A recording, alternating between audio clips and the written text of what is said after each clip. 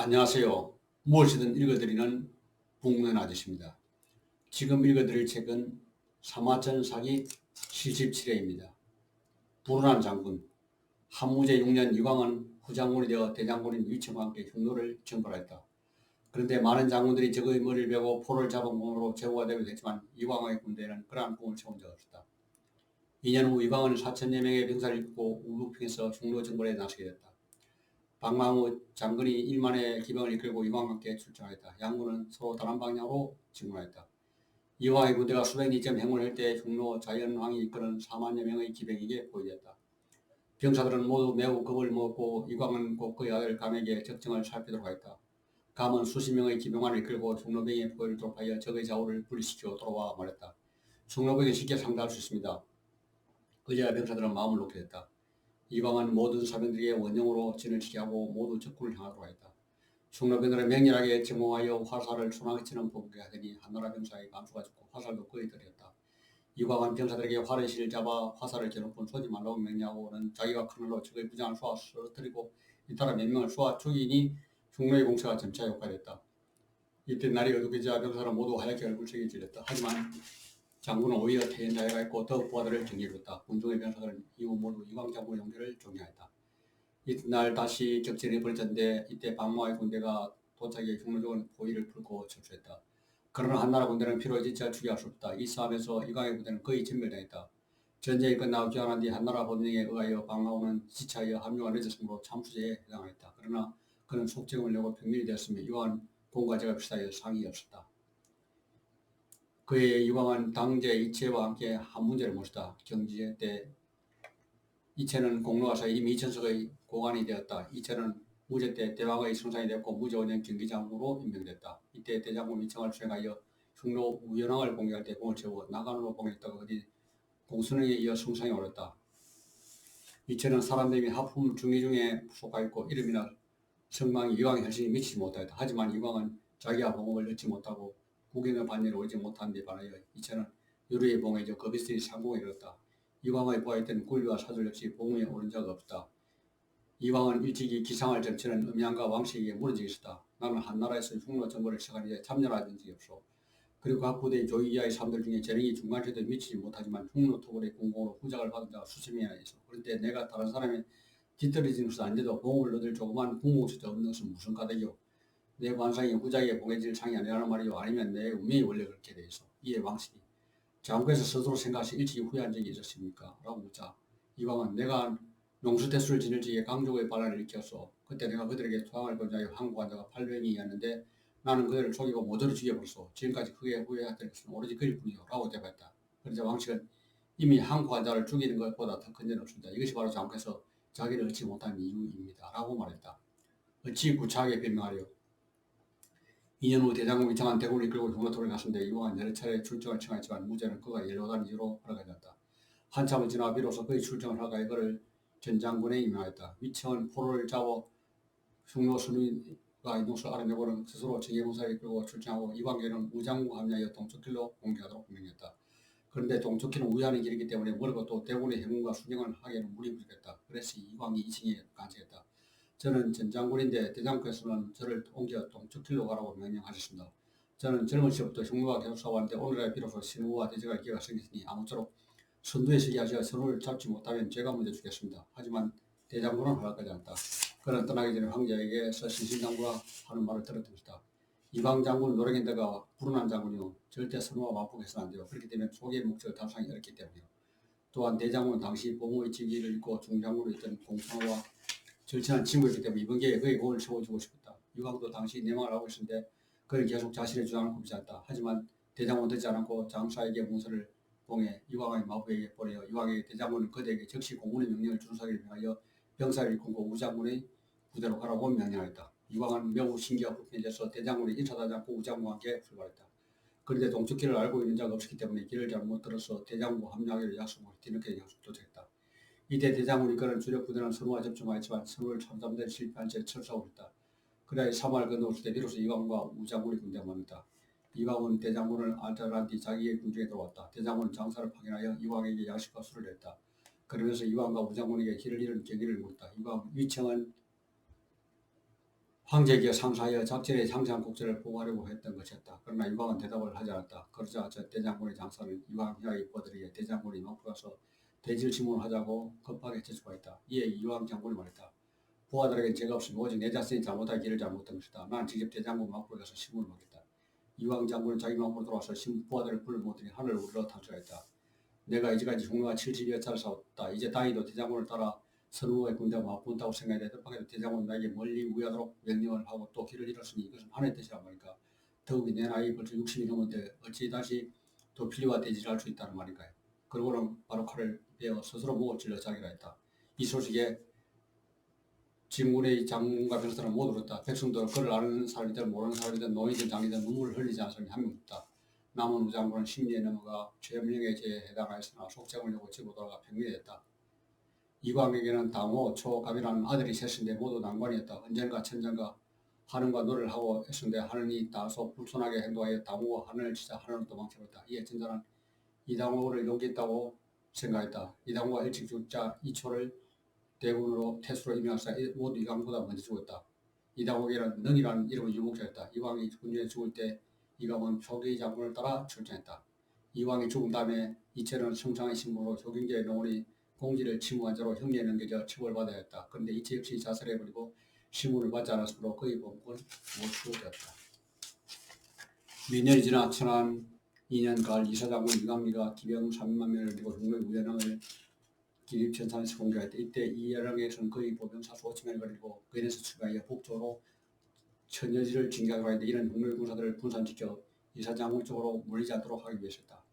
이름이 철수길이 되어 퇴각하려고 하자 선우가 8만 명의 군사로 이름의 군대를 포위 공개하였다. 5천 명의 이름 군대는 화살이 모두 떨어져 죽은 병사가 반을 넘었지만 죽인 흉노 병사도 40명이나 됐다. 한편으로는 후퇴하고 한편으로는 싸우면서 8일간을 계속하여 싸웠다. 이룡을 사로잡은 후 선우는 평소 그 집안의 명성을 들어왔고 전투에 임해서도 용감하였으므로 자기의 딸을 이룡에게 시집보내어 그를 존중해 주었다.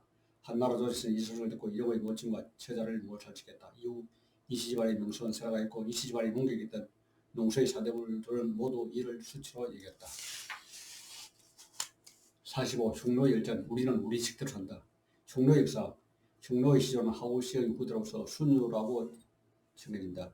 당과 우 이래 이전에 산융, 함융, 훈육 등의 부족은 북쪽 병리에서 기관에서 목축활동을 따라 거지를 바꿨다. 그들이 키우는 가축은 주로 말, 소, 양이었고 낙타, 나귀, 노새, 버셋, 도도, 타네 등이 그의 특성이었다. 그들은 물과 풀을 찾아 거주하기 때문에 성곽이나 일정한 주거지도 없었고 또 농업 경제에 종사하지 않았다. 다만 부족 수령은 각자 분봉된 영지가 있었다. 문자는 시간은 없고 말로서 일상생활과 사회생활을 약속했다. 어린아이들은 어릴 때부터 곤양개 등을 타고 한숨을 연습하여 새나 집을 잡았고 좀 크게 되면 여우나 토끼를 사냥하여 먹을 것을 삼았다. 그들은 평상시에는 새나 짐승을 사냥하는 것을 생겨했고 전쟁이 발생하면 모두 전투에 참여했다. 호전은 그들의 탁월한 천식이었다. 그들이 원거리에 사용하는 무기는 활과 화살이었고 단거리에 사용하는 무기는 칼과 짧은 창이었다. 싸움이 유리할 때는 계속 증가하고 훈련은 곧 후퇴하는데 도망치는 것을 수치로 이기지 않았다. 그들은 이익을 보면 앞을 다투고 예의 따위는 고려해졌다. 흉노는 군왕이야 모두 가축의 고기를 주식으로 하고 그 가죽으로 옷을 해입고 그 털을 몸에 걸렸다. 젊고 건강한 사람이 맛있는 음식을 먹고 노약자들은 다른 사람이 먹다가 남긴 음식을 먹었다. 건강한 사람을 중력이고 노약자들을 경시했다. 아버지가 죽으면 아들이 그 우철을 아내로 맡고 형제가 죽으면 그 가족이 죽은 자의 철을 자기의 철로 삼았다. 그곳 풍수에서 모두 자기 이름을 가지고 있었는데 성이나 자 같은 것은 없었다. 하항조가 쇠락하자 공유는 직관의 직무를 잃고 서용의 풍속을 개혁하였으며 빈의 성읍을 건설하였다. 300년 뒤 융적이 공공담보를 공개하자 그는 기산나라로 달아났다. 많은 백성들이 단분을 따라 기산나라에 정착하고 나라 주나라를 세웠다. 100년 뒤에 주나라 서백 장이 견인실을 증거했다. 12년 뒤에 주나라 무왕은 은나라 주왕을 토벌하고 나글베 성읍을 지어 뒤 다시 풍호에서 살았다. 그는 융이를 경수의 낙수 북쪽으로 수방시키고 그들 하여금 그것을 항복이라고 부른다. 또 200년 흘러 주왕조가 쇠락했다. 그러나 무왕은 여전히 경릉족을 공격하여 단지 4마리의 흰 늑대와 4마리의 흰 사슴만을 잡은 채 회군하였다. 이때부터 항복에서 조공을 받지 않았다. 이때 주나라는 보행이라는 범죄를 조공을 진행했다. 모강 이후 200년이 지나 주유왕은 포사를 종양가다로 인하여 산우에게 죄를 졌다. 신우는 화가 나서 견융과 동맹을 맺고 주유왕을 여사나라에 죽였으면 주나라의 초를 점령하였고 아울러 경수와 유수비태를 통해 놓고는 늘 중국을 침범하면서 괴롭혔다. 전 양국이 군대를 일으켜 주나라를 구원하였다. 20년이 지난 뒤 융적이 나국으로 쳐들어와 주 양양을 공개했다. 양왕은 정나라 바로로 달아났다. 당시 진과 진나라가 강국이었다. 진문공이 토벌한 융적은 하서의 은수와 낙수 일대 살면서 적적과 백적으로 승리했다. 진목고는 유여를 얻어 모신으로 삼았고 서융과 발고는 모두 진나라에 복종하였다. 이로부터 100년 뒤 진동호는 유강을 융적의 사선을 보내 화친을 맺고 융적의 군장 역시 진나라의 사선을 확인하여 진앙을 알아냈다. 이 무렵 조나라 무림한 조나라의 풍속을 개가해 중로의 호복을 입고 말다투고 활 쏘는 것을 배워 북쪽으로 이모와 누변을 격파하였다. 조나라 또 장성을 차 대에 음산을 거쳐 고구려의 관세로 삼았다. 이와 함께 은중, 안문, 대등에서 세계군을 설치했다. 흉노 역사의 연결, 묵돌선, 당시 동호는 강국이었고 월지 역시 흉숭하였다. 흉노의 선우는 이름이 두만이었다. 두만은 진나라의 군사적 압력을 이기지 못하고 북쪽으로 옮겼다. 10여 년 뒤 몽림이 죽고 제후들이 모두 진나라를 배반하여 중요한의 소란이 발생했다. 진나라가 비행을 지키기 위해서 보냈던 제수들도 모두 떠났다. 흉노는 숨 쉴 수 있는 기회를 얻어 점차 항하에 남은 땅을 점식하고 이전 같은 곳에서 중국과 대처했다. 두만 선우에게는 묵돌이라는 태자가 있었다.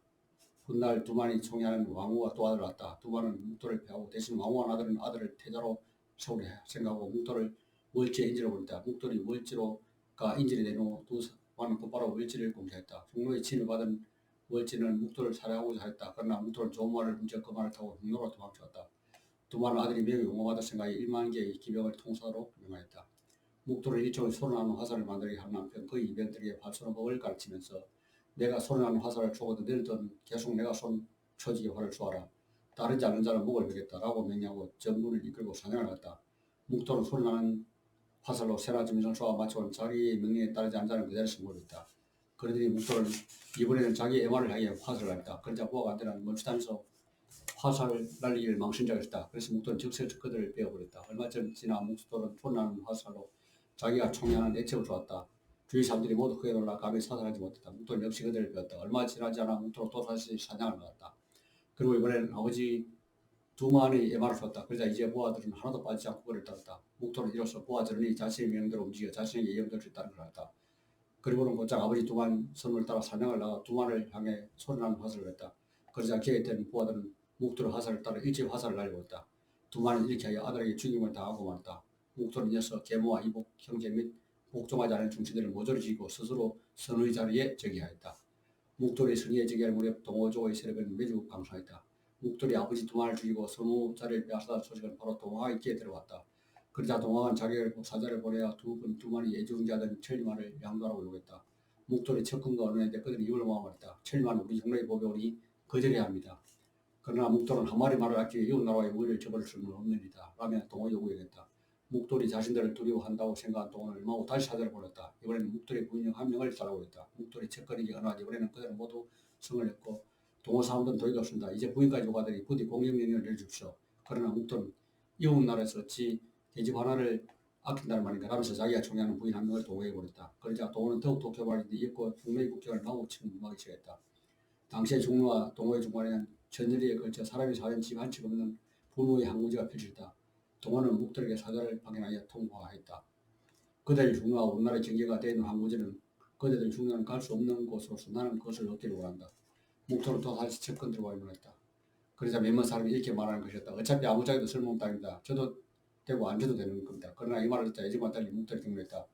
땅이란 나라의 건물도 어찌 마음대로 준다는 말인가. 그러고는 동호에게 줘도 좋다고 말한다더니 모조리 베어버렸다.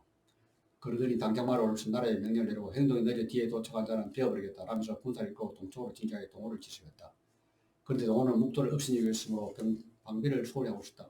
묵돌의 군대는 순식간에 동호를 격파하고 왕을 죽여 없앴다.